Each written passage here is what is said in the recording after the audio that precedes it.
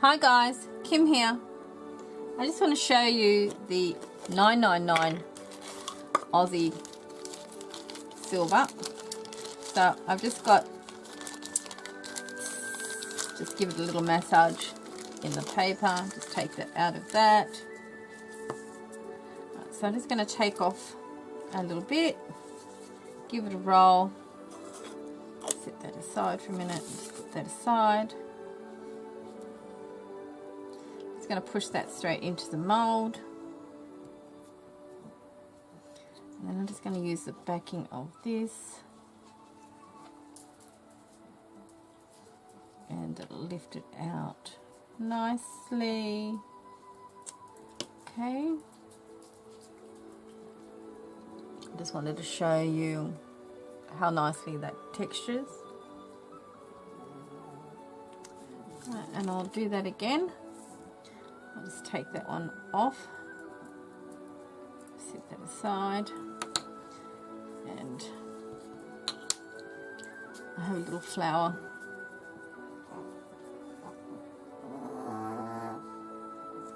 As you can see, it's not sticky. If you've got it sticky, then you've got it too wet. And I'll just set that. And the great part about that is that it'll help you draw it out without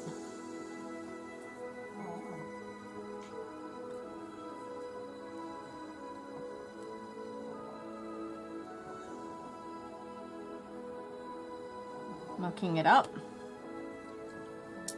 Alright, and so the next job I've got now is just to pull my bag over a little bit, plastic, and then just take all the edges off of the silver.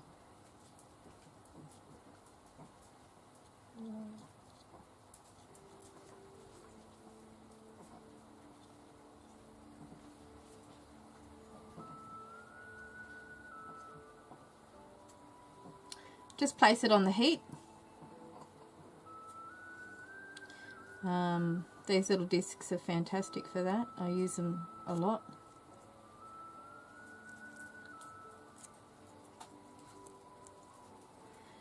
Okay, and that just shows you how nice those textures come out with them. Alright, that's the 999 Aussie silver. It's really lovely to work with. Fires beautifully. This is one of the pieces that I've finished. It's quite beautiful. Really like that. This is also one of the other pieces. The piece that Roz made. So it comes up beautiful finish. Lovely shine. Easy to work with. Takes textures beautifully. Alright guys, talk to you soon. Bye for now.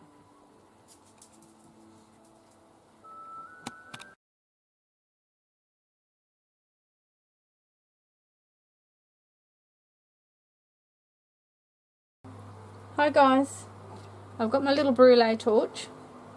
Get that in the view.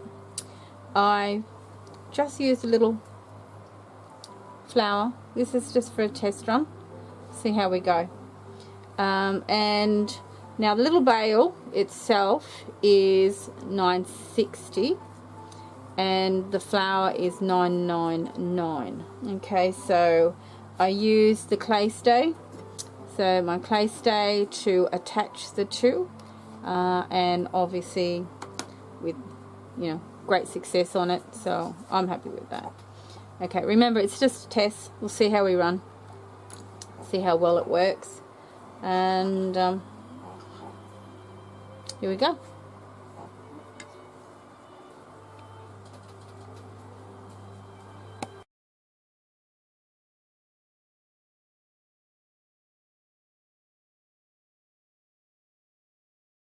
Okay, so what I've done is I've just switched the light off, so we've got a better viewing on this tiny little piece.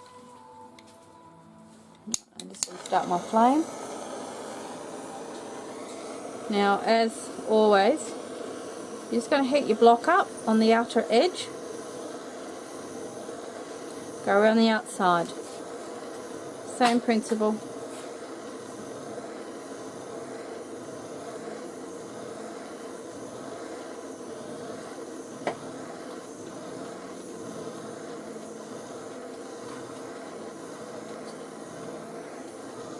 It's got a timer here.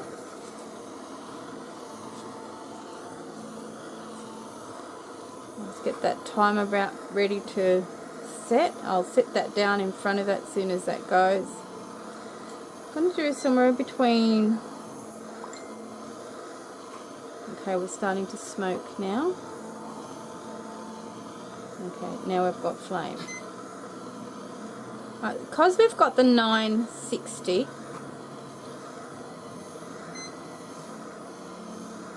alright, so now the flame is all gone. We've got... Alright, so now we've got a nice red. Now we're going to go about 7 minutes, and that is purely, or I'll do an estimation on that. So we've got red right now, so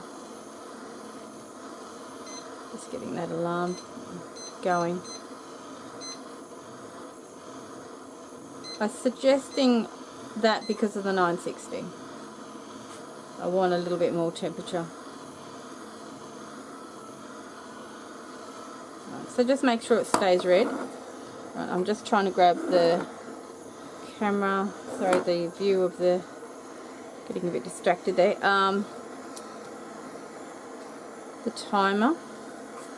So I've just got the timer sitting there. We're just going to keep a nice glow.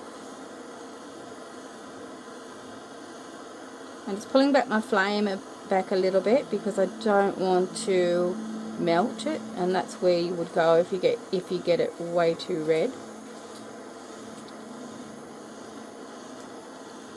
Now, kilns are always, I recommend a kiln highly, because then you can do larger pieces.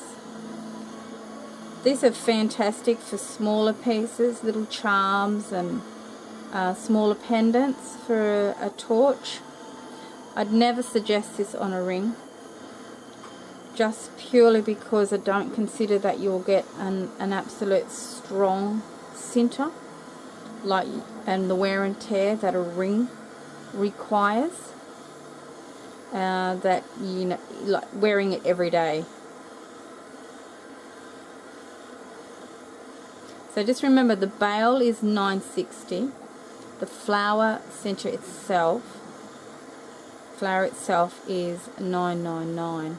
So we've got two temperatures. I did test this in the kiln the other day, and both 999 and 960 will fire together at 900 C. No problems with that. So that was great. So if I'm making a pendant, I could do it, and I chose that I wanted my bail, as that's going to get a lot more wear and tear. So I could choose to do my bail in 960, but do my pendant itself in 999, so then we can actually fire them both together.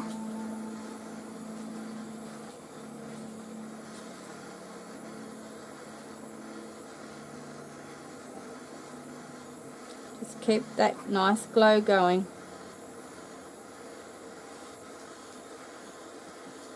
And as I said, the 999 could take a little less time, but I'm going to extend it for the 960.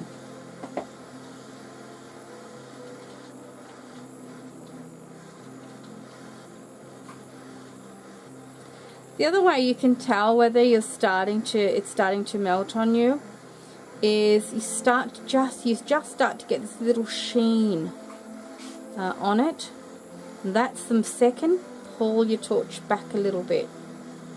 You don't want a sheen. You can just see this very, very hint of a sheen that comes up on it. So pull your torch back a little, but try and keep that little glow happening, because we're trying to center it as closely as possible as we can with the kiln. You know, we're just trying to get it to match as close as we can with the kiln. But again, do save your money, invest in a kiln. Aussie Metal Clays has a fantastic range of base metals, beautiful mixing colors. Oh, that's my heart joy in mixing lots of colors. Sculpting, as you know, that's my greatest love. I love doing these smaller pieces, which takes me only a few hours to do. And we're down to just almost 2.5 minutes to go. And I just raised my torch again a little bit, only purely because my torch is getting a little bit low on gas now.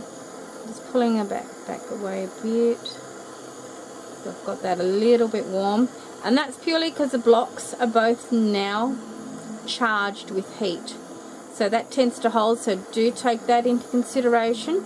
Your block will take in some heat and hold that for you, so you've got to compensate for that. Alright, we're down to 2 minutes to go.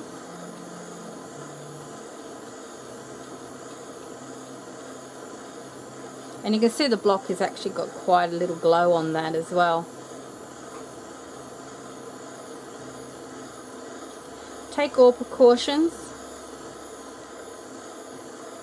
Make sure you've got a little container of water beside you if you need it.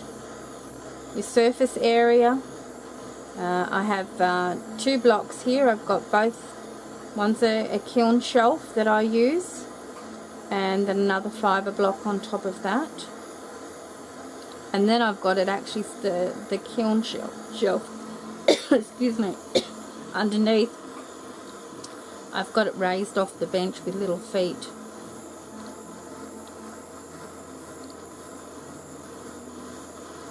Right, we're down to 1 minute to go. Kept a nice little glow to it.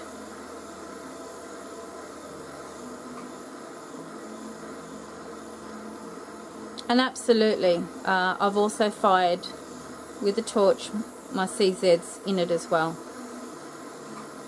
So you can use your fireable stones in it.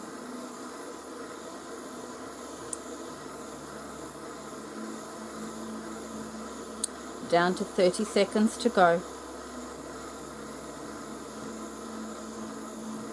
Now I won't quench this. I don't like to quench most of my stuff. Very rarely ever do I quench. So I'll just let that sit there and naturally cool down.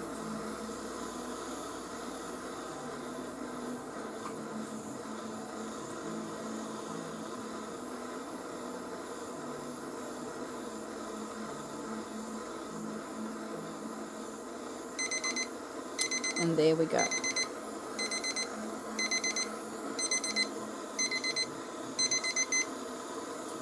Switching that off. Okay. Alright. I'll be back with you. I can lift that up just to show you. I'll get the light turned on so we can have a little bit more light. So I'll put that light on for you right this second. There we go. Alright, so we're a nice powder white, and so I'm just going to, once it cools down, I'm just going to drop it onto a tile.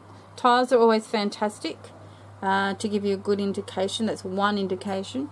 Two is I always find that when I'm cleaning a piece, if the piece is coming up with a nice high shine, that also tells me it's sintered.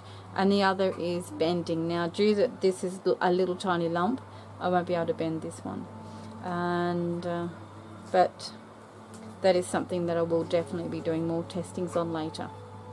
I'll be back with you once it's cleaned.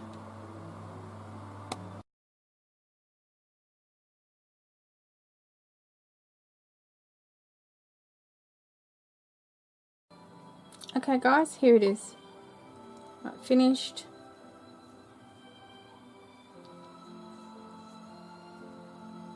I know it's small, but I'm pretty happy with that. It's passed all the tests that I've tried. Apart from bending it, it's quite small to bend. So, but it definitely is shiny. It's definitely silver.